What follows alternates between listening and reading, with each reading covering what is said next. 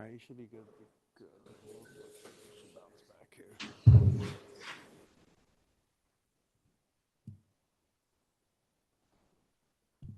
I can type it for you. Where do you need to point?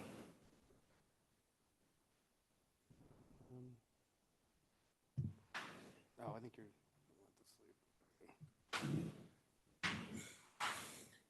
All right, you should be all set. Yeah, just stand right here. Okay. So I have one other presenter who will be presenting through Zoom. Yeah, that's fine. Is it Peter? John. John, okay. What's his last name? John Shi. John Shi, okay. Is he going first or you? Yeah, he's going first. All right, then I'll make sure he's able to share screens. Or I can share the screen and just. Is he using the same slides as you? Yeah, it's the same. Okay. I can look for him. Okay, that's fine. Share his like photo or video. Yeah, I can show. Let me Okay.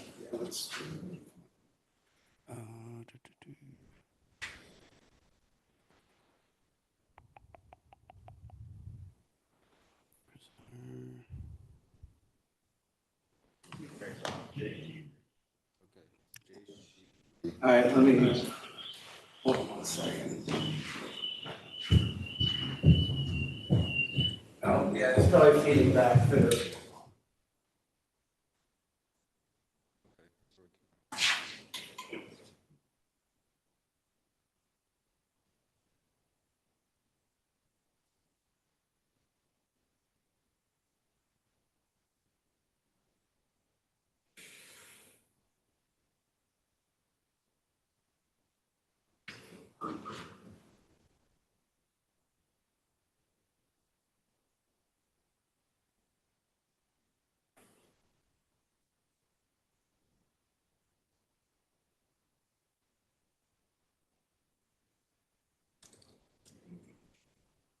Not really.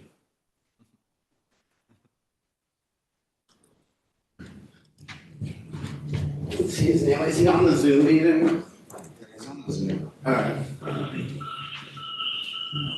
Yeah, might want to, if he's probably feeding back through his, let's see.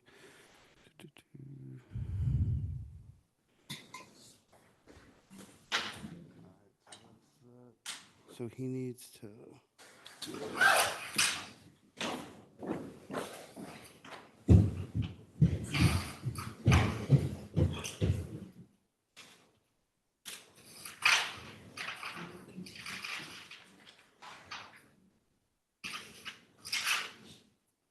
What's his? Is it just what's his like Andrew ID? JC3. J3C3. Yeah.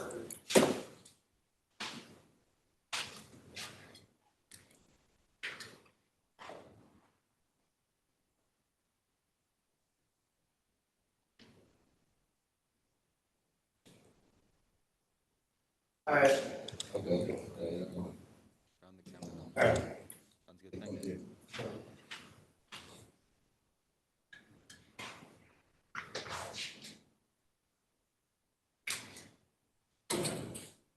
Okay. Can you hear me, Shreyas? Yeah, we can hear you. Okay, you want to get started or do you want to wait a little bit? I think we can start. Are the TAs in the room? Sorry? I was gonna say if the TAs were here, but I guess not. But yeah, I think we can start. Is the attendance poll up? Sorry. Is the attendance? I don't know. Is there a what? Is there an attendance poll? Do you know? That's up to the TAs. I have no idea.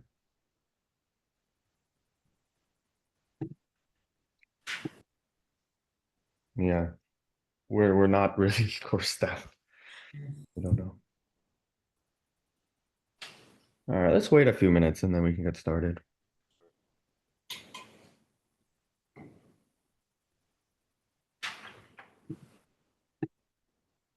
Recording in progress.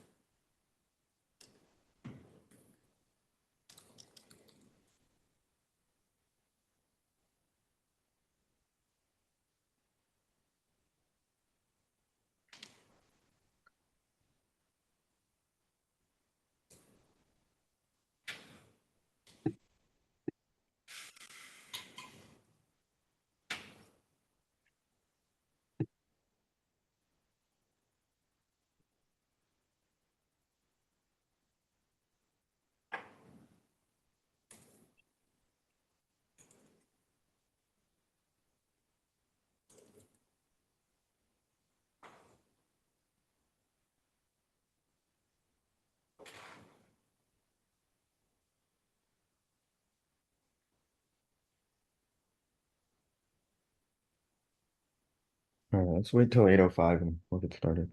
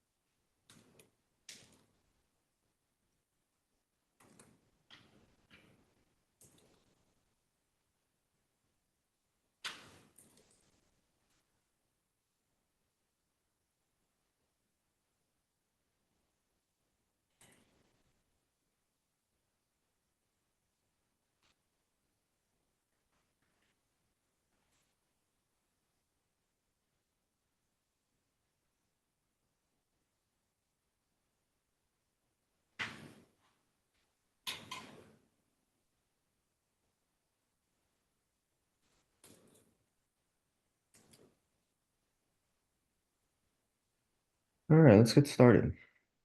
Everyone can hear me, right, Trace? Yeah, we can hear you. Okay. Good morning. My name is John Shi, and presenting with me in the classroom is Shreyas. And so we're here to talk about graph neural networks. So yeah, next. All right. So Shreyas and I are both part of Jose Mora's ECE research team. And throughout the years, we've had many undergraduate interns, many masters and PhD students, a postdoc, and of course our advisor. And so this work that we're presenting, and a lot of the research that we're presenting comes from not only us, but also these great interns and students. And of course, we'd like to thank them and our advisor, Jose Mora, for their support. A couple of kind of shameless plugs. This archive paper is we wrote a few years ago, but basically it covers graph convolutional neural networks, which we're also covering today. And it's written in a way that's supposed to be a kind of a gentle intro. So it doesn't have a lot of verbose language. It doesn't have a lot of confusing technical language. It's written in a way that's supposed to be approachable. So that paper is here. And then also, if you're interested in learning more about graph signal processing, which is what I do, and geometric deep learning, learning with graphs, we do have a course. It's run by Jose. It's 18898D in the EC department. And so if you're interested in that, you can go check it out. It's only offered in the fall. Next. So we actually gave this lecture last year, and it was pretty fun, except for the fact that it was the day after ICAST 2024. So we got back from Korea the night before last year and got up Monday morning for lecture. And so luckily this year, well, Biksha did offer me the day after ICASP again. We chose to do it the week after to have a week to recover. So yeah, next. So in this course, as you probably have worked with, you generally work with grid structured data. And what that means are like time series or images, and this data is defined on a grid. And so it has a natural ordering. You know which pixel is on the top left, you know which pixel is on the top right. You know, like an ordering to your time series, right? T equals 0, T equals 1, T equals 2. And so that's generally what we mean by grid structured data. Next. And so today what we're going to be talking about is how to deal with data defined on an irregular graph. And so these could be examples of social networks, sensor feeds, web traffic, supply chains, and biological systems. This type of data is not constrained to a regular grid, and so because of that, it makes it more challenging to deal with than the grid structured data that we were just talking about. And so you can pretty much have any data defined on a graph. And yeah, and so we'll talk more about that in this presentation. Next. So the challenges in graph data is when you have an image like on the left here, can they see my cursor? Maybe not. That's fine. But so if you have a image like on the left, it has a fixed intuitive ordering. But okay, that's fine. Has a fixed intuitive ordering. But on the right here, when you have a graph, you don't have an ordering. And so the question is like, which node would be first? And so you would have to define an ordering. And you and I may not get the same ordering. Also, another question is, how do we get this graph information, or like, how do we incorporate this graph information into our learning or deep learning models? And so these are the challenges that we face when dealing with graph data, and this is something that we're going to be addressing in this presentation today. Next. And so the challenges, as I said before, like you have discrete signal processing or DSP, which works well on time and images, like time series, but it fails for graph data, mostly because of the reasons I mentioned before. There's no fixed ordering and there's no way to incorporate graph data. No natural way to incorporate graph data. Next. Similarly, for the deep learning side, you have your traditional CNN, which you learned about in this course, and it performs well on this grid structured Euclidean data, but it actually fails for graph data, right? You can think like to move a convolution kernel over your CNN, how would you do that for a graph, right? There's no fixed ordering, and how would you incorporate the graph itself into this architecture? And there's not really a natural way to do it. Next. And so one of the things that graph data has to have is that operations need to be permutation invariant. And what that means is that we want any operation we use to produce the same or permuted numerical results, regardless of ordering. And what that means is like, if I have the same graph like I do in this picture, I have the exact same graph, this one and this two. Essentially, if you order the nodes like 1, 2, 3, like that, and then someone else comes along and orders the nodes 2, 3, 1, you want the ordering to not affect the result. So when we have graph data, we also have a signal, which is essentially you assign a number to each node, and that could represent like this is an electrical grid, and these could represent voltages, right? And so you're storing that in a vector. And so this first node here on the left, it has -5, and then on the right has 6, and the one on the bottom has 3. Yeah, and so, oh, sorry, it has, I think 10. I don't know, 10, sorry, yeah, 10. And so you have -5, 6, and 10. But then by writing down -5, 6, and 10, you've imposed an ordering. And so now when you do operations, you want that ordering to not matter. And so, for example, let's take the sum, right? So you just add up the three numbers, and so you get 11. And so on the right here, you also have the exact same vector, just with a different ordering. And so the sum, you also get 11. So you could say just summing the elements is permutation invariant. But what if you take like the difference? So you take the first one minus the second one minus the third one. So in that case, you would get -21 in this case, on the left case, and on the right case, you would get 9. And so that operation is not permutation invariant. And then let's say you take a ReLU. So you would get 0, 6, 10 on the left, and on the right, you would get 10, 0, 6. And so that's actually okay because despite getting like a different vector, the numbers are the same, and the order is also the ordering is the same with respect to our different orderings. So essentially, what we want to have is we want to have any operation we do on graph data to be permutation invariant. In other words, we want it to produce the same results or permuted results. We do not want the ordering to affect the actual calculation, like in this first difference calculation. Okay, next. So the other thing is that the other challenge I mentioned is incorporating graph data. So in the previous example, none of the operations actually use the graph itself. And what I mean by that is we never used any of these edges connecting the nodes. All we did was use the three numbers, right? And so you could have a graph without the edges connecting it, and you would get the exact same results. And so this illustrates how the need to incorporate these this graph data, these arrows. Yes, question. Yeah, are you actually trying to maybe are you showing your cursor or like when you're talking we're trying I am not because Shreya okay. is controlling the computer, which is why I keep saying next.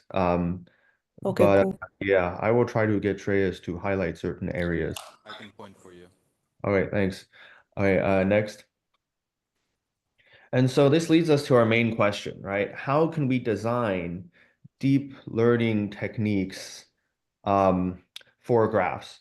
Yeah, so I see another question. I will address it after this. So how do we design deep learning techniques for graphs? You must find a way to incorporate the graph information, and all the operations must be permutation invariant. And this field is called geometric deep learning. There's a question in the chat that's what is the difference between graph neural networks and graph signal processing? We're going to cover that, but essentially, graph neural networks is like the deep learning equivalent and is deep learning, while graph signal processing is like signal processing. It's a way to analyze signals without using deep learning. So the relationship is essentially like you have discrete signal processing, which is like Fourier transforms for grid-based. And then on the other hand, for graphs, you have graph signal processing. So like how would you define a Fourier transform? How would you do convolution, stuff like that? And then similarly, you have your CNN for like deep learning on images or time series. And similarly, you have graph neural networks, which are the deep learning thing, like how do we incorporate graphs into that? And so that's the difference. Graph signal processing is a more theoretical kind of set of tools, like a Fourier transform, that type of thing. Well, a graph neural network is the deep learning equivalent. And so incorporating these deep learning techniques for graphs, this whole field is called geometric deep learning. Next. Okay, so now we're going to go over the graph signal processing stuff. So essentially, discrete signal processing, if you don't have to be a signal processing expert, but basically it works well for grid structured data. You can take a Fourier transform, you can do convolution, you can do all these techniques. But graph signal processing tries to essentially do everything you can do in discrete signal processing, but for graph data. And so here we have a graph. And so on the left here, and then we have next to it the adjacency matrix. And so something to notice about this adjacency matrix is you have a 1 where the edges are, right? And so in graph signal processing, which is different from computer science, in computer science, you learn that an edge connecting 1 and 2 would have a 1 going row to column. So like if 1 connects 2, row 1, column 2 would have a 1. But in graph signal processing, well, we actually do the opposite. We go column to row. So if there is an edge connecting 1 to 2, then it would be column 1, row 2. I think this is the reverse of that. But yeah, anyway, so it's different from computer science, and that's just a kind of formality kind of thing. Next. So the question, as we've been asking, is essentially how do you go from discrete signal processing or this time kind of graph to any type of graph?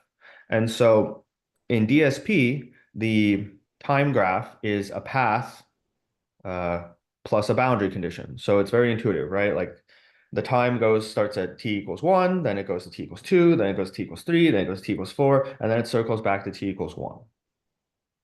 And so for a general graph G, instead of having this nice structure, which is a path and a boundary condition on the right, we would have any graph. So we just have an arbitrary graph here. And so then how do we define a signal? Well, the signal is going to be this purple kind of bars on these things. And so those are going to be just a vector. So for this graph, we not only have the graph itself, which is defined by this adjacency matrix, we also have the signal, which is this vector of these purple bars. And so that's just 4 numbers in this case, and they can represent measurements on the graph. So like a knowledge graph, the sensor network measurements, voltages, and a power grid. You could have a social network, and these could be connections between the different people in your social network, and then the bars would represent the number of people in your social network, or number of friends that you have. Okay, next. So also there's something called a graph shift, which so in DSP, a very key fundamental thing is that you want to be able to shift in time. And that basically just means move the values down by 1. And so here we have the time graph, which is A sub C here. And then the signal S we're going to assume is 2, 5, minus 1, 10. And so to shift down in time, you just multiply the adjacency times S, A times S. And so by doing that, in DSP, all your values just move down by 1. And then the last value becomes the first value. But in graph signal processing, same idea. We have this adjacency matrix, but it's arbitrary. So it's not the path, right? It has a different A. And then you have a signal, 2, 5, minus 1, 10. And then to shift, you just do A times S. And so you get whatever you get.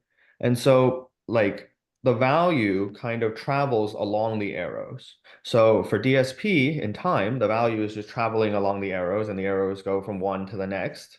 But in GSP, the value at each node propagates along the edges. So you can kind of see that it's actually the same operation. It's just that in GSP, we can have one node go to many edges, one node go to many nodes. And in DSP, the node just goes to the next one. And so this graph shift is fundamental to signal processing. Next.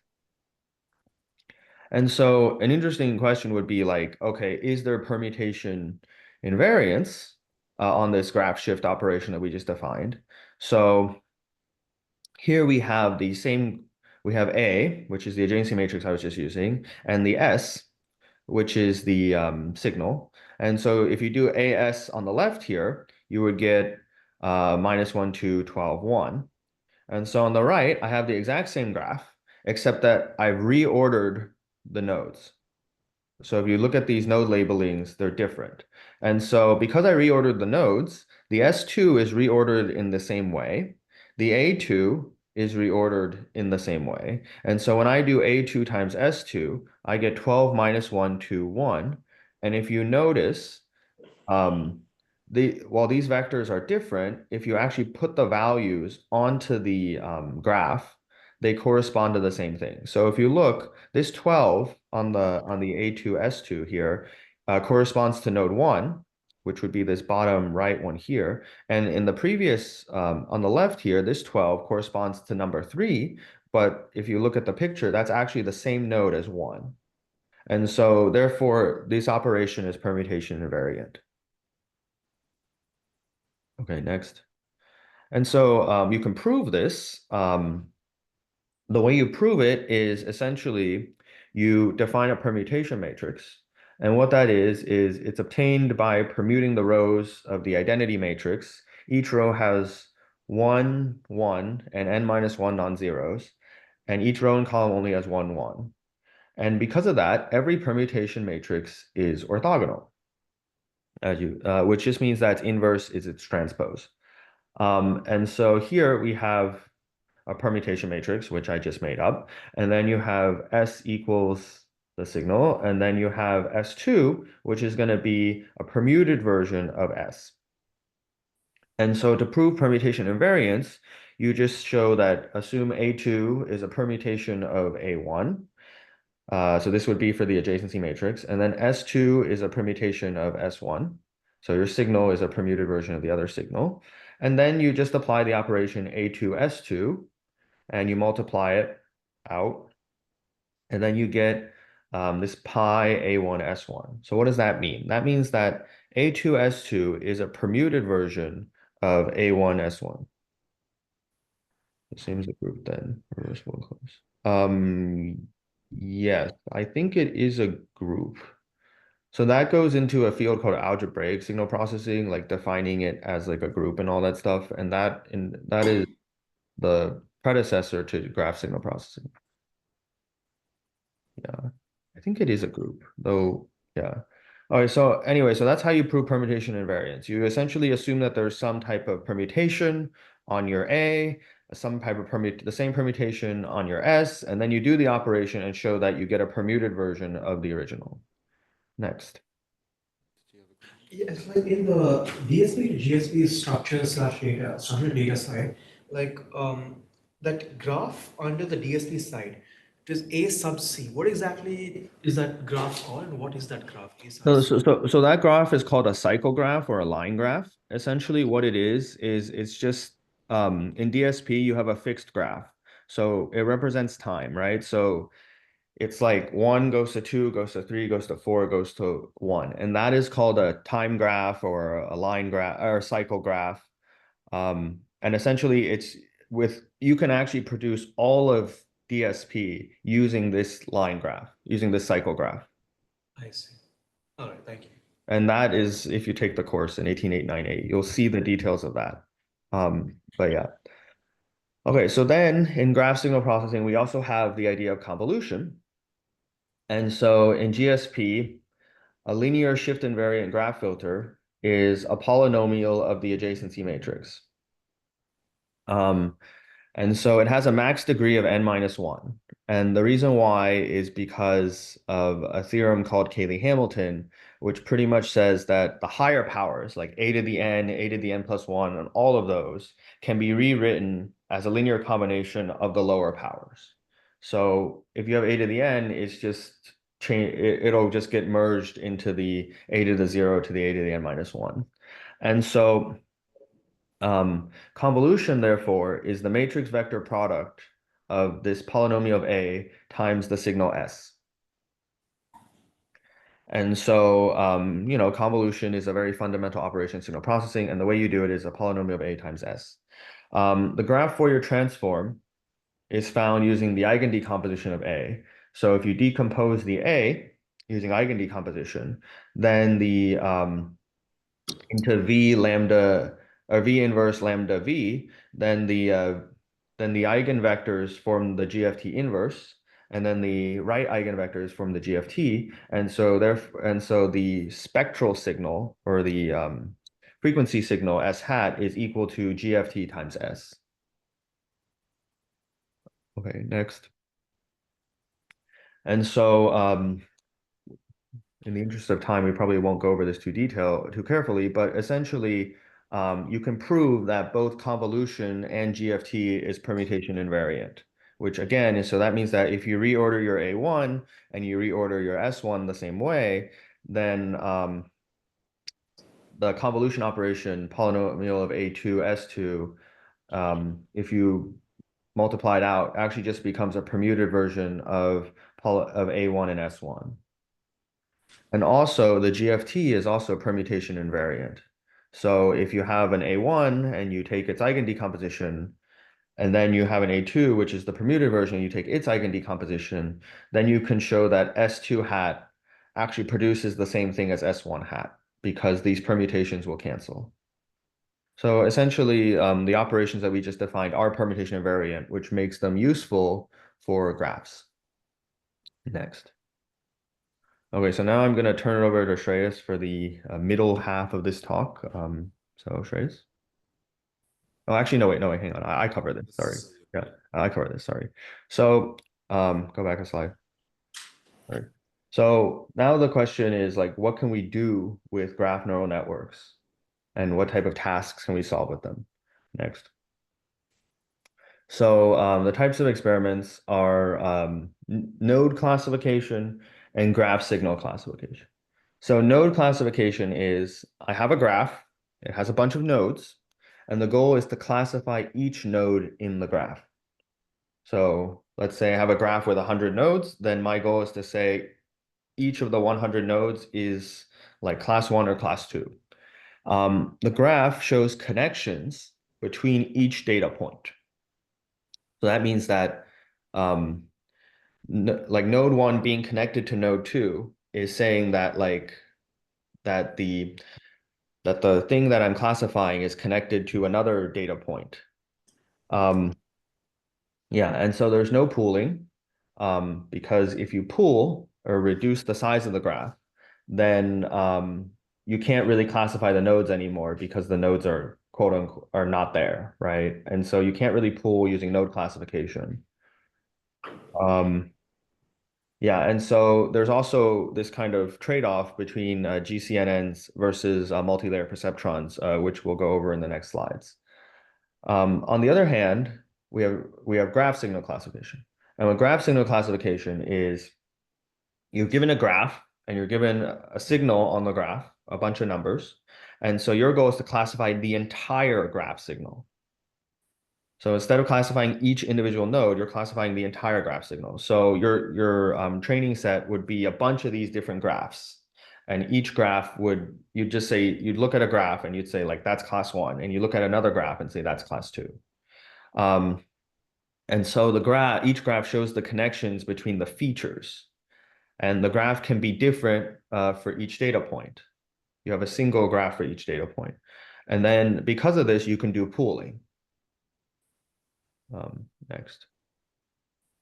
And so let's do an example. So you have something called a citation network, where essentially you have, which is pictured on the right, and I think this is Cora. And so what happens is your goal is to classify the type of paper in the citation network. So each node in this picture represents a paper. And then the papers are connected. So each edge represents a citation. So if paper 1 cited paper 2, then there is a connection between the two nodes. And so, and then at each node, you have a bag of words, which would be your graph signal. And so the goal is, given some amount of these nodes, to classify the remaining nodes. And so the type of paper would be like the genre of paper. So like physics, math, biology, stuff like that. So the goal of these citation networks is paper 1 cites paper 2, that for each paper is a node, each edge is a citation, and then each node has a bag of words, and the goal is to classify the field of paper, where physics, math, biology, etc. Next. And so a very interesting question for this would be, why do we even need a graph, right? Why not just use a multi-layer perceptron, right? So like, you have a bunch of nodes, you have a bunch of papers. Each paper has a bag of words. Why do we even need the graph at all, right? Why don't we just feed the bag of words into our MLP? It classifies into one of the 6 classes, which are the field that it comes from. Like, why do we need graphs? And the reason is because the graph allows for a smaller training set. So if you look, this is at this red box here for these different citation networks, you'll see that the label rate, or the amount of like training label data that you have, is pretty low. And so the question is like, why can we get away with this? Well, it's because the graph kind of behaves like an answer key, and it helps with classification. So the fact that I know the graph and I'm relying on the graph allows me to have less training data. Next. And so a very interesting question then becomes like, how good is my answer key? So if you think about it, like let's say that you're taking an exam, maybe in this course, and then so you have to study, right? So to study, you do a bunch of problems. But if I told you that, I give you an answer key, then you don't have to study as many problems, right? You would just have the answers. So could just copy or use the answer key, right? So that's kind of like this.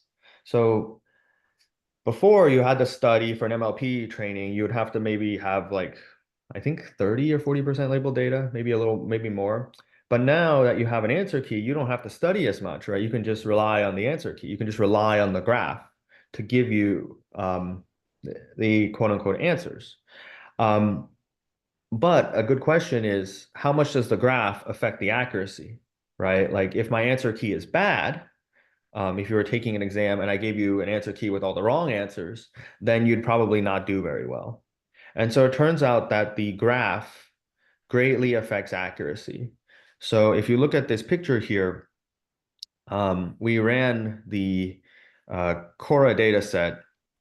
And so the accuracy in green here is the graph that's given for Cora, while the other line, the identity and the Erdos-Renyi, which is a random graph, you can tell that the accuracy has gone down by a lot.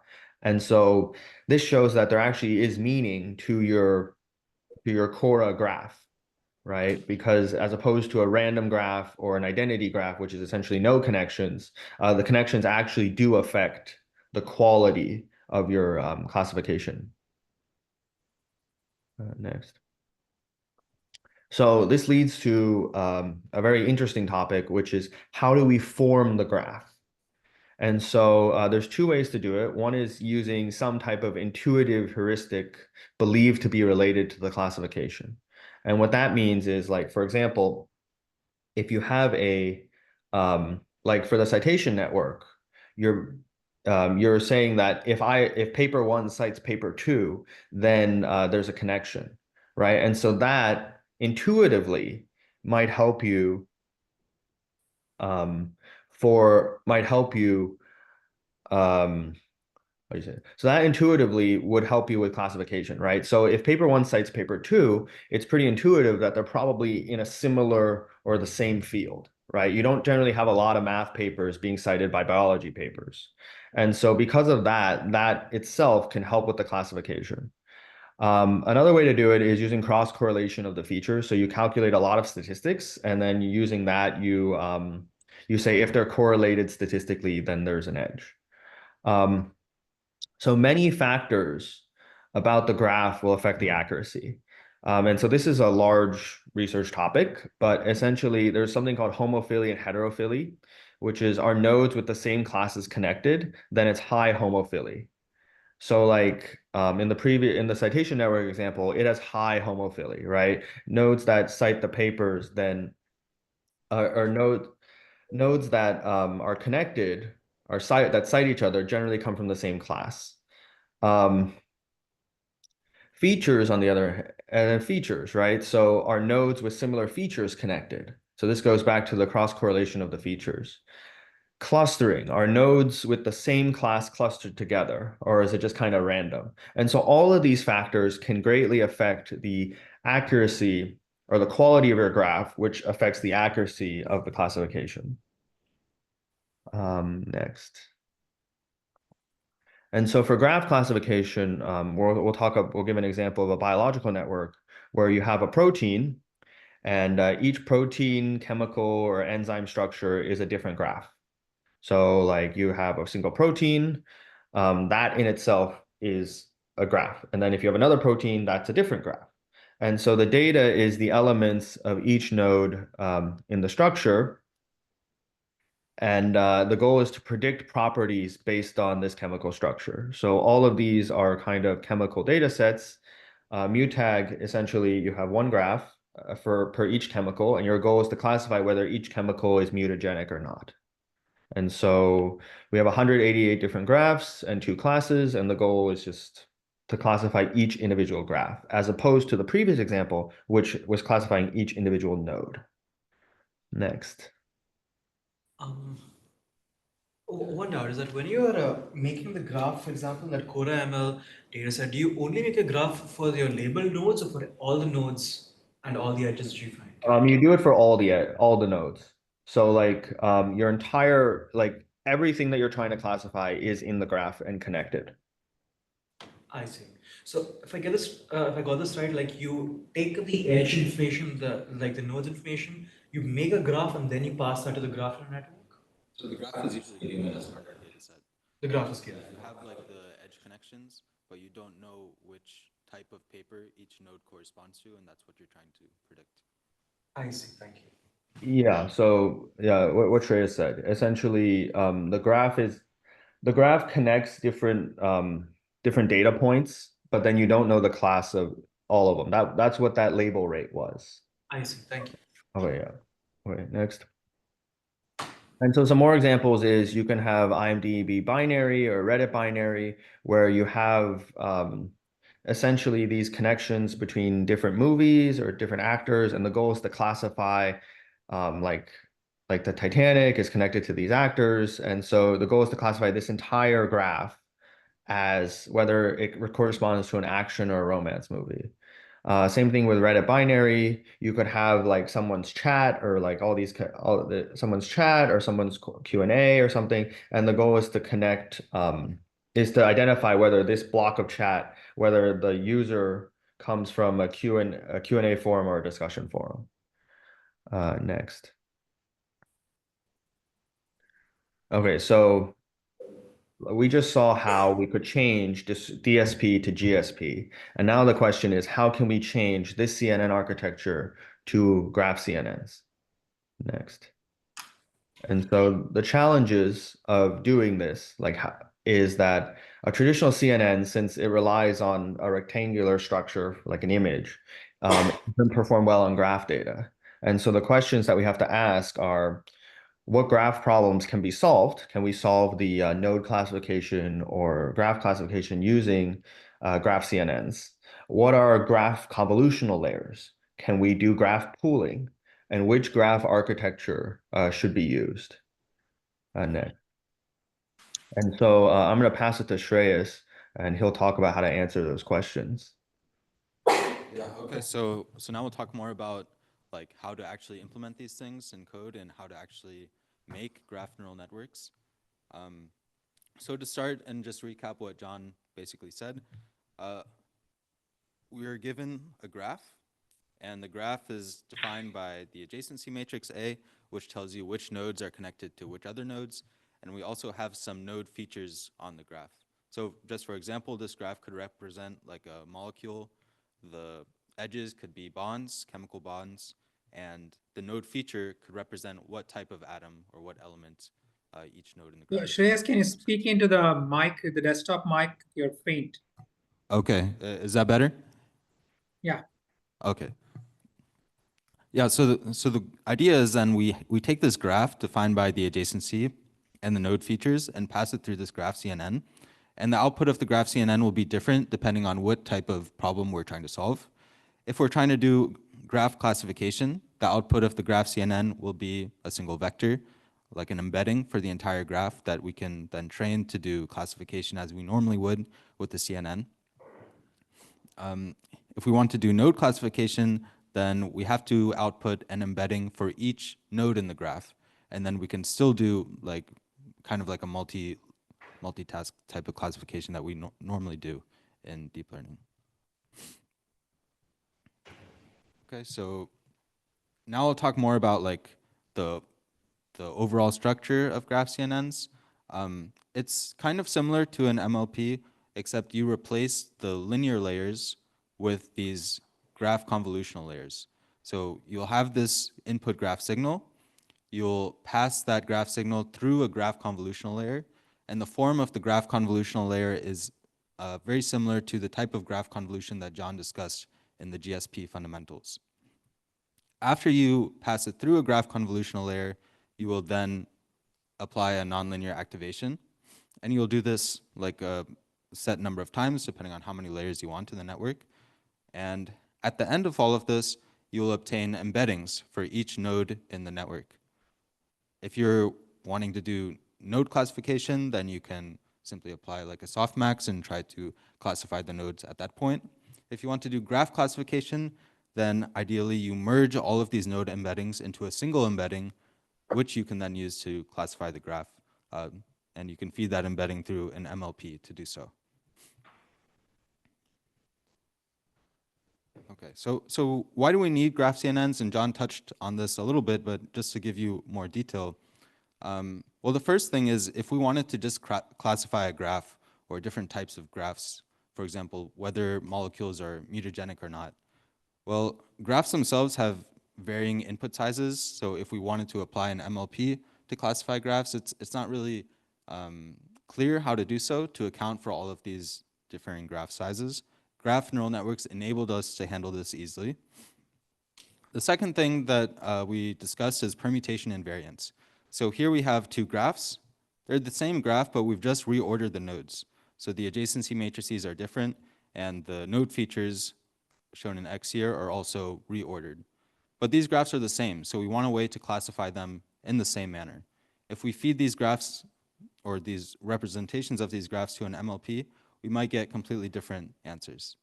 But graph neural networks enable us to get the same answer for both of these. Okay. So before going into the details for the actual form for some graph convolutional layers, we can kind of study like what these things do at a very high level. Each graph convolutional layer, what it does is just take the embedding at a given node in the network and update that embedding through this general procedure here. So the ag stands for aggregate. What we'll do is, like let's say we're updating the feature at node I, the red node in this graph. The aggregate function basically says, for node I in the graph, let's look at all of the neighboring nodes and somehow aggregate all of the features from these neighboring nodes into a single vector. So that single vector is given by AI here. After we have the aggregated information from all of these nodes, then the next step is just to combine it with the feature that we already have at node I. And that's given by this combination step here. So the majority of graph convolutional layers in the literature today, you can basically decompose them into these two steps where step one, look at your neighbors, aggregate the feature vectors from those neighbors. Step two, combine that aggregated information to my current feature vector. Okay, so let's look at an example here. What we're doing here is first taking, like xi is going to be the feature at the current node. This is the feature vector that we want to update. So on the left-hand side, we have the updated feature vector. The first thing we do is we look at all of our neighbors given by this summation, and we take a weighted sum of their feature vectors and then process them through this linear transformation W2. So this is kind of like the aggregation step. And now to combine it, we then process our own local feature by multiplying by this matrix here, and then add the two together. So this shows how we update each feature vector in the node individually. If we concatenate all of the features across all of the nodes in the network, then we can equivalently write this expression here in terms of this vectorized expression here, where the matrix X will contain as its rows the node features, and the matrix A is the adjacency matrix, which will accommodate these edge weights. Just to be clear, the second term is the aggregation and the combination is the combination. And the addition is the combination, right? Sorry? The second term is the aggregation part, and the first and the sum of the two is the combination part. Right, right. So the aggregation, like here, it's typically a function of the neighbors, although you can aggregate in a way that maybe takes into account Shreyas, the... we can't hear you, so can you? Sorry, You sorry. can actually move that gooseneck towards yourself. Yeah, thank you. Yeah, exactly. So this step is the aggregation part, and then to combine it, you add it to your transformed features. Thank you. Okay, so So when I took this class, we thought of CNNs as kind of like scanning MLPs, which maybe you guys have also covered this year. And actually, these graph convolutional neural networks have a similar interpretation. You can think of them as distributed MLPs. So what I mean by that is, like, let's say we're starting with a node feature vector here, xi, and this is the initial feature vector at layer 0, like the one that we observe in the data. What we'll do is we first multiply this feature vector by the matrix W1 at layer 0 that is learned. And we can think of this term as kind of like a bias, where we aggregate the information from our local neighbors. And after we do that, we pass it through a nonlinearity, and then we continue doing that, so on and so forth. So it's kind of like we have this MLP where this MLP is applied to each node in the graph. The bias for the MLP will be the information that you aggregate from your neighbors, okay? And you have the same MLP at all of the nodes in the graph, so the weights are shared, okay? So in this way, you can kind of think of it as basically applying the same MLP across all of the nodes in the graph in a distributed manner. Okay. So that basically covers like a large majority of graph convolutional layers that are present in the literature. One of the first types of graph convolutional operations is shown here, where we update the node representation at the next layer by taking a linear combination of the neighboring nodes, where here the neighboring node set includes the current node.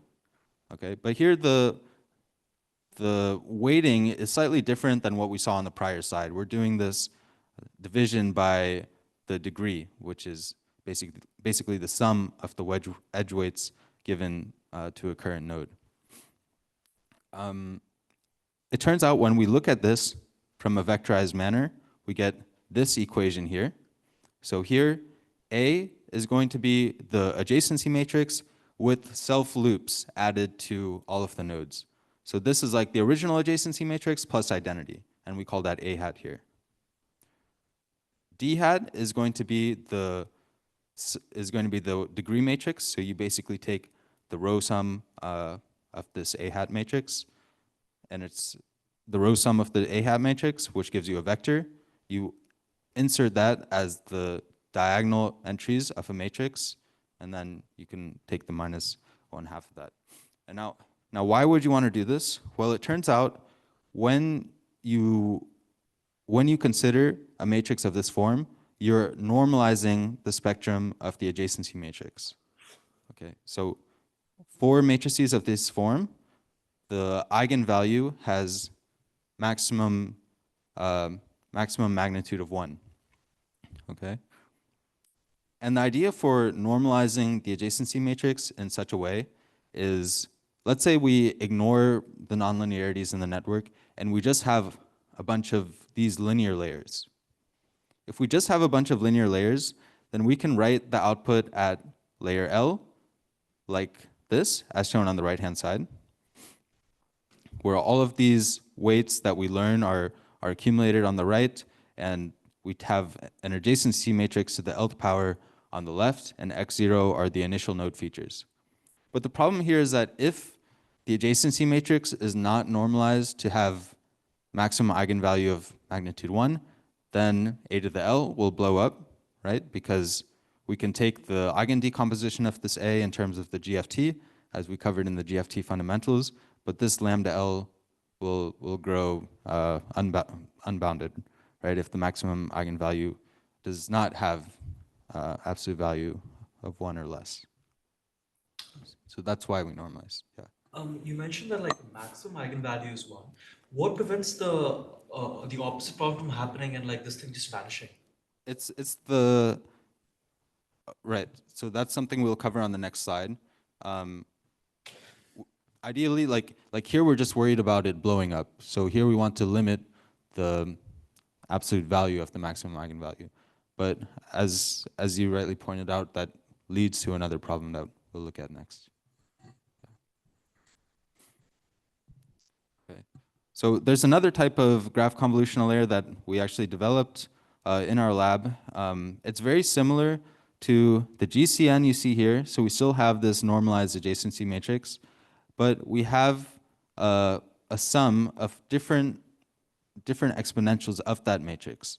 And in the following few slides, I'll kind of describe what the intuition of this process is. Okay. Yeah, so as you pointed out, like the normalization of the spectrum ensures that we don't, like the gradients behave in a stable way when we train these networks, and that as you increase the number of layers, you don't get this sort of blowing up behavior. But it also leads to another problem, which is referred to as the over-smoothing problem in the literature. So here we have a plot that shows a node classification accuracy on the y-axis, and on the x-axis, we have the number of layers in the GCN. And interestingly, as the number of layers increases, the accuracy after a while tends to drop, which is a lot different than something we expect to see in MLPs or CNNs for that matter, because as the number of layers increases, we expect to see at least some sort of overfitting behavior on the training data set. And the reason why this sort of behavior emerges for graph neural networks is exactly the problem that was brought up, which is when we stack a bunch of these linear layers together, these graph convolutional layers together, we get this A to the L term, but this A to the L term will ultimately converge to the dominant eigenvector of this matrix itself. So what this means is that no matter what your initial node feature is, if you have a bunch of these layers stacked together, you will ultimately get the same embedding for each node in the graph, which is why we observe these sorts of issues with, as the number of layers increasing, the accuracy tends to drop. So this is still like an open problem that people are trying to address in the literature. And there has been some progress made on it, but still people are looking at it. Shreyas, is there any notion of a residual structure in the GNNs, meaning can the different layers have just be computing residues which keep adding back to the original? You mean like kind of like a ResNet type of thing? Yeah. Yeah, so people have come up with, or people do try those sorts of things, but still you can run into the same problem. The advantage though with the ResNet is that you can kind of find what power of A is required to give you like good performance in a way. So in that sense, it does help. Okay, thank you. Yeah. Okay, so now we'll talk about the TAGCN, which stands for the Topology Adaptive Graph Convolutional Network. It's topology adaptive because depending on what you set to be this capital K here, you can incorporate information from varying size neighborhoods across the graph. So capital K here is a hyperparameter. If you set capital K to be 0, then when you aggregate, or when you do the aggregation step for updating the feature at the red node here, you don't look at your neighbors at all, right? Because A to the 0th power will just be identity. If you set K to be 1, then when aggregating information, you will look at all of the neighbors that are exactly 1 hop away. And similarly, when we set K equals 2, you look at all neighbors that are 2 hops away. So the original GCN architecture only considered neighbors that were both 0 hops and 1 hop away. The 0 hop away part came from the fact that we added self loops to the adjacency, and the 1 hop away came from the normal graph convolution.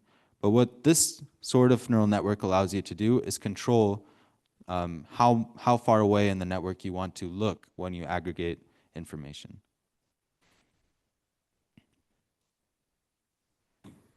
Yeah, so this might relate kind of like to how you can adjust the kernel size in a CNN to look at more local or farther away features when you do the convolution.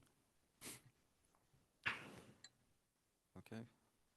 So all of the graph neural networks that we looked at so far, they use fixed edge weights when you do the aggregation step, meaning regardless of what your neighbor's feature is, you'll weight it the same as all of the other features of your neighbors. But there are a lot of applications that you can imagine where you may not want to do this. Maybe you want to weight some features more than others because those features are more informative for you to identify what type of node you are in the graph. So this is what graph attention layers actually enable you to do. Instead of now taking a fixed linear combination of your neighbor's features, you learn a set of edge weights, and then you use those edge weights to update the feature representation at the current node. So this is one such attention mechanism. I think this is actually the first attention mechanism that was proposed for doing this. And essentially what this paper proposed in 2018 is that in order to identify what these edge weights are, these learned edge weights are, you learn this W matrix and you concatenate W times the feature representation at neighbor I with W times the feature representation at neighbor J, and then you project that using a learned vector A here. So you do this for all of the neighbors at a given node, and then you'll take a softmax across all of the resulting edge weights so that the edge weights of all of the neighbors sum to 1. That's the idea. So after you obtain these edge weights, which are again learned and trained during the training procedure, you can then now replace what used to be EIJ here, which was a fixed thing, with these alpha IJs, which are learnable.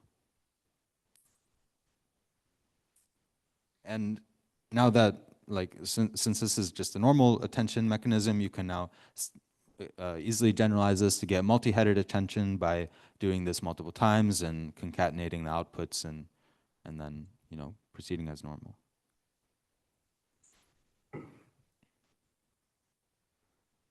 Okay. So after we do a series of these graph convolution operations, we have updated node representations or updated node embeddings at each node in the network. If we want to do node classification, then at that point we can apply softmax at each node and then train the label at each node to be what we want it to be. If we want to do graph classification, then there's one more step that's required, which is we want to take all of these node embeddings and basically combine them into a single embedding that represents the entire graph. But we want to do this in a way that is permutation invariant, meaning if we reorder the nodes, the entire graph embedding should still be the same. Okay.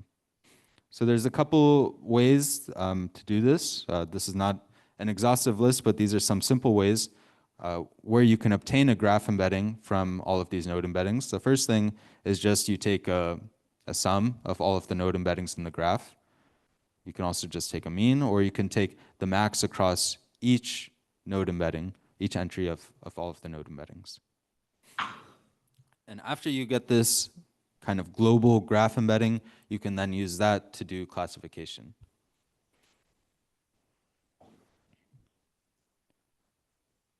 Okay. Yeah, so here we just have some results that were originally gathered by Mark, who is a PhD student in our group, that shows the effect of different aggregation methods on overall graph classification and accuracy. But maybe I'll go through this quickly. Yeah. Okay, so now we'll get into in those chart, Shreyas, in the previous chart, what was the depth of the updates? Meaning, how many links did you follow to update it? How many layers? How many links? What is K? Oh, what was K? I don't remember in this chart, but yeah, I can check and get back to you. Yeah, but it'd be interesting to see how performance changes with K. Yeah, so I think actually he tabulated these results by searching over various different Ks and then reporting the best result for each aggregation method. but I Okay. can double check that.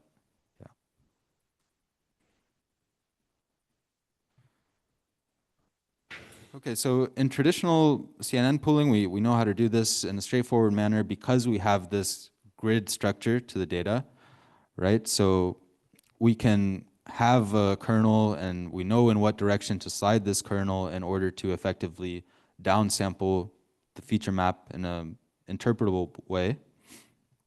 But for graphs, it's not really clear how to do this. Like, how do you define a kernel on the graph? And how do you slide this kernel around the graph in order to downsample it?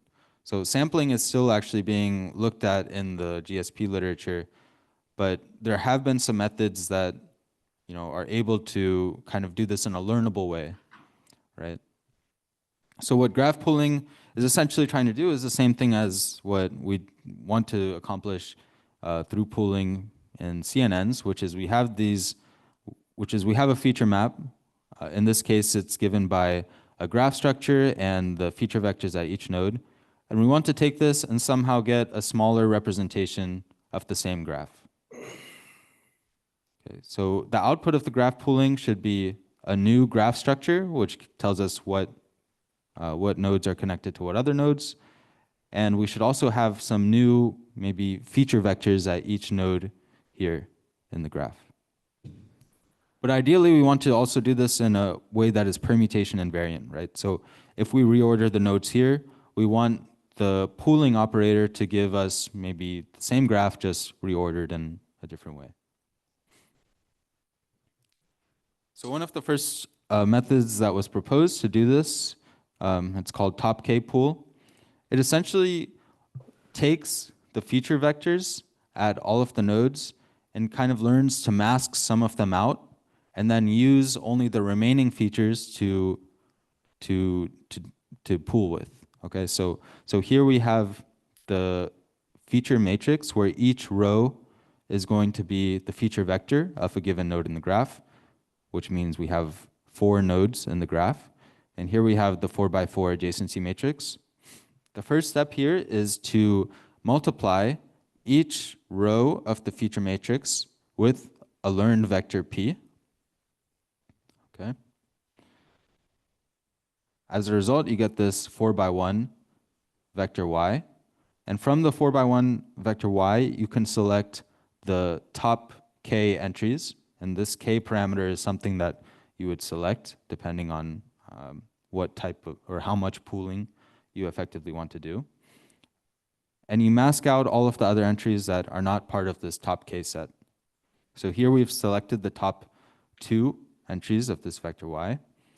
And we multiply, or we feed these 2 entries through a tanh, and multiply the masked entries of this vector X, where the masks are given by which indices are thrown away here, by the resulting vector Y tilde here, which is the tanh of these entries of Y. And after you do all this, you get the updated feature representation at the 2 nodes. In order to update the graph representation, you can simply look at which nodes were masked out and remove those nodes from the adjacency matrix. So here we remove the second and the 4th node from the graph, and as a result get this 2x2 adjacency matrix. So a lot of the other pooling methods do something similar where the way in which they learn the mask is different, but they generally follow this procedure where you learn to mask out certain nodes and then only keep the graph structure corresponding to the nodes that remain after masking. So maybe I'll skip this one for the interest of time, but the idea is similar as the previous one. Okay, so I hope now you have a general idea of how graph convolutional neural networks work. There are a variety of packages now that enable you to implement these things. The one that I think was one of the original ones, which now has a lot of functionality, is the PyTorch geometric package. If you do want to implement these things yourself, I recommend you check it out. And it has now maybe tens or hundreds of different graph convolutional layers. But each of the graph convolutional layers, if you take a closer look at them in the documentation, you can always sort of break them up into this aggregate look at your neighbors, aggregate the information, and combine step. And it's just a matter of identifying how those steps are executed. Okay, so there has been ongoing work on seeing how expressive graph neural networks are. Just as an example, like the blue nodes here indicate values. So if a node is blue, that means, or if all the nodes are blue, that means all of these nodes have the same value. And let's say we want to come up with the graph embedding for these graphs. So the node embeddings are all blue, meaning all node embeddings have the same value. If we apply mean pooling or mean aggregation, where we just take the mean of all of the features in the graph, then we'll get the same embedding for this graph and for this graph. Similarly, if we apply max aggregation, we'll get the same embedding for this graph and the same embedding for this graph. Okay. So the idea here is that we would maybe want to represent these graphs differently, right? Because the graph structures themselves are different. And something that John has been working on with, or something that John has previously worked on with an intern in the group is how can we sort of identify that the graph structures are different. And one way to do this is to transform this graph structure into a different domain and then to consider the original adjacency matrix of the graph and also the adjacency matrix in this transformed domain. So if you're interested in that, you can take a look at this paper titled A Dual Approach to Graph CNNs, which does just that. So in the paper, here we have the original graph adjacency matrix A, and we also have like a transformed version of the adjacency, which is given by M, and the star here is going to be the Hermitian of the matrix of the lambda. And you can see that like when you apply the learning with both A and M versus just A, you can get higher accuracy in some cases. In some cases, just using the M is better, as well as you see in this like second row here. And this goes back to John's talk on how good is your answer key. There may be certain cases where just the original adjacency that you're given doesn't really allow you to identify certain critical subgraphs within the entire network, whereas using this transformed M can better allow you to do that. Okay, and now I'll pass it on to John to discuss a case study that he's currently working on. Yeah, so we like to end these talks with something, this current research. So last year we presented at ICASS 2024, and we talked about this paper here, which is that which kind of relates graph convolutional neural networks and convolutional neural networks in a more intuitive way. Yeah, so we're gonna go next pretty quickly through this. But this year, we're going to be presenting that work that we're currently working on, which is inferring the graph structure of images for graph neural networks. We're presenting this next month at the GSP workshop. This is a citation. And, you know, I'd like to thank my co-authors, in particular Mayor, who is currently an IDL student listening to this lecture. So, yeah. So one of the interesting questions is how do we represent images using graphs? And so let's say we have MNIST, and instead of using the traditional CNN approach, we want to use graphs. And so if you look at the literature, probably the most intuitive way to represent image as a graph is you use a grid graph, which essentially just connects the pixels with adjacent pixels. So every node is a pixel, every edge connects adjacent pixels, and the features are just your pixel values, your intensities in the image. And then you would take this grid graph and feed it into a graph CNN. And so the reason why you would want to do this, as opposed to using a CNN, is this type of procedure is used to test or kind of benchmark graph neural networks. So yes, the CNN does better, but on the other hand, you might want to use it for benchmarking like a new graph CNN. Next. So the question that we asked in this work is, can we produce a better graph representation of images to increase the accuracy for downstream geometric deep learning tasks? So before I feed it into my graph attention or my GNN, can I create a better graph, a more meaningful graph, a better answer key to relate it to what we were talking about before? And so there are many methods in the literature. One involves like superpixels and like clustering different chunks of the image together and connecting them into like a smaller graph, color similarity, and stuff like that. And so our goal is to try to do that using a specific algorithm. Next. And so the algorithm we're going to use is this written by some of our collaborators called Inferring the Graph of Network Dynamical Systems. And so in this case, they use time series to do it. And so we're going to use to create a graph that kind of connects the different time series values. So we're going to do the same thing, but instead of time series, we're going to do it on an image, and we're going to connect the pixels together using and create a graph that way. And then we're going to feed it into our downstream graph convolutional neural network or graph attention. Next. And so the way this algorithm generally works is you have an image, and then you have and you consider the image's rows, and then you compare each row with every other row in the image. And so this is the image transposed and lagged. And so then when you do this multiplication, you get a bunch of features. And then from there, we're going to feed it into k-means clustering. And what that's going to do is that's going to classify whether an edge exists between every row. So row I, given row I, row J, and the features produced by these correlation matrices, our goal is to classify whether the edge exists or not. And so that will produce a, since there are 28 rows, it will produce a 28 node graph where each edge essentially indicates whether there is a connection between row I, and row J.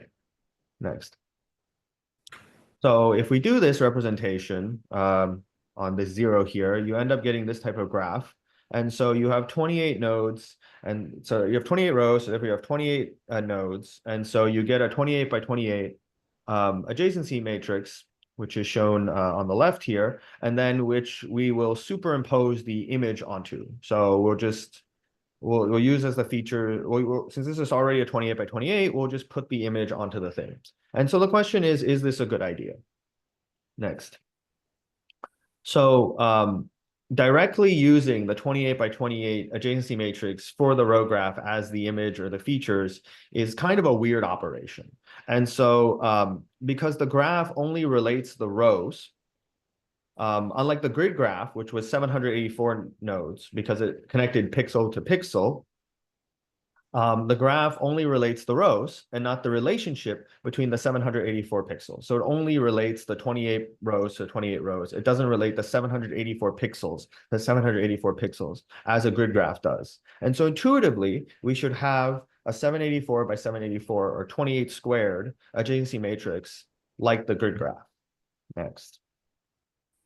And so we can also produce a column graph, which correlates which is also 28 by 28, that basically indicates the connections between the correlations of each column. So instead of relating the rows to each other, we can relate the columns to each other. But again, this has the same issues as the row graph. It only relates the 28 columns, not the 784 pixels with the 784 pixels. Next. And so to remedy this, there's something called a Kronecker product, and it's used in GSP. And essentially, as an example, you can imagine that you have data defined on a graph, like an electrical grid, but it's also a time series. So like, let's pretend that on the left here, you have your electrical grid, and on the right, you have your time graph, which is the cycle graph that we were talking about before. How do we represent like time data over space? And so there's two methods. One is to represent it on the space graph and then have each node, instead of being a singular value, be a vector of time values.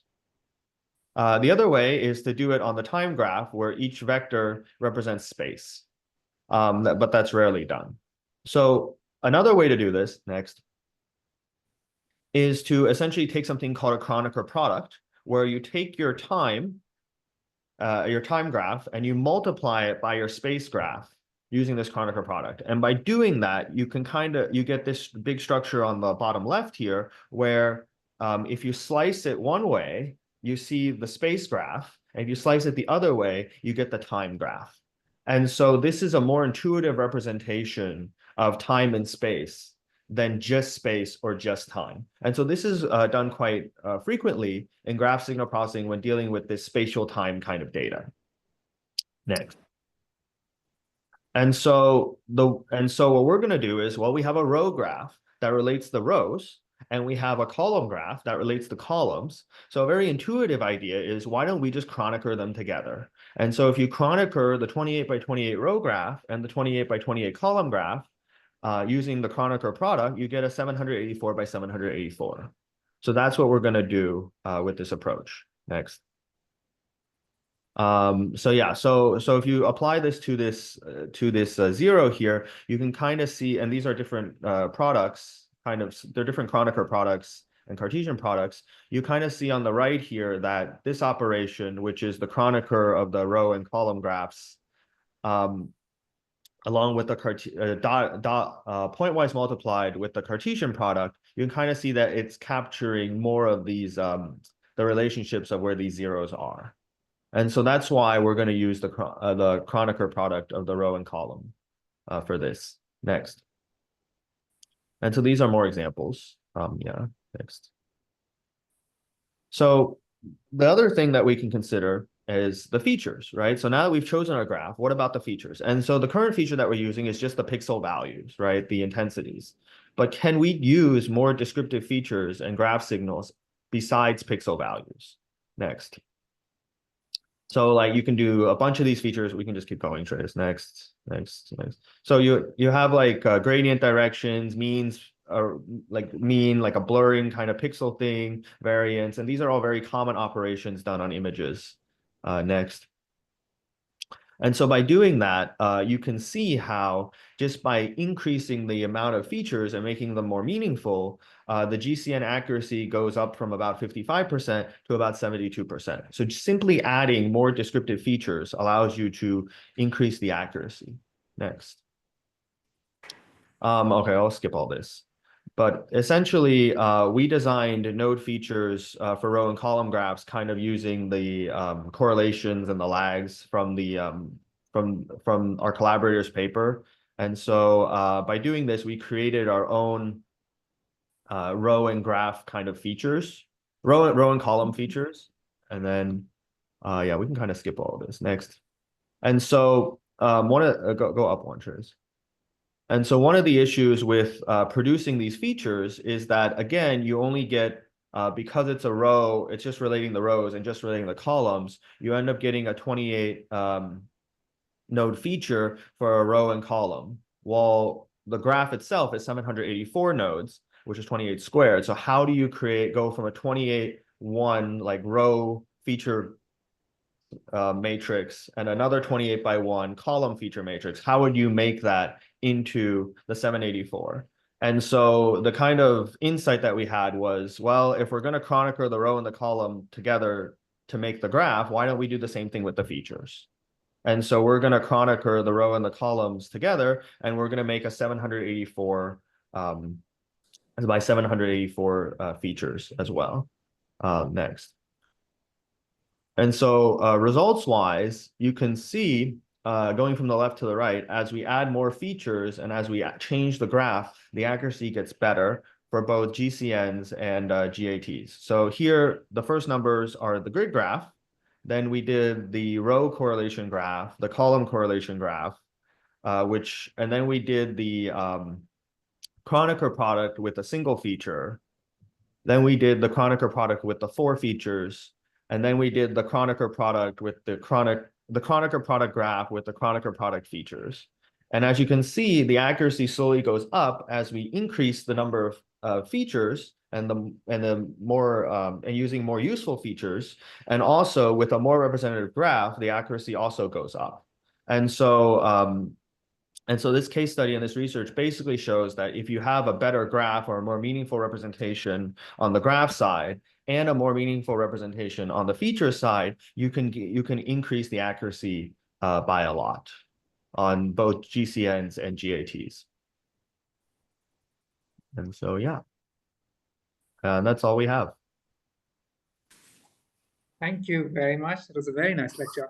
Guys, do you have any questions? Any questions? If not, let's thank our speakers. This was a really, apologies for joining a bit late, but this is an excellent lecture. It went over everything and we learned a lot of stuff. Thank you, Shreyas. Thank you, John. Really appreciate it. Thank you.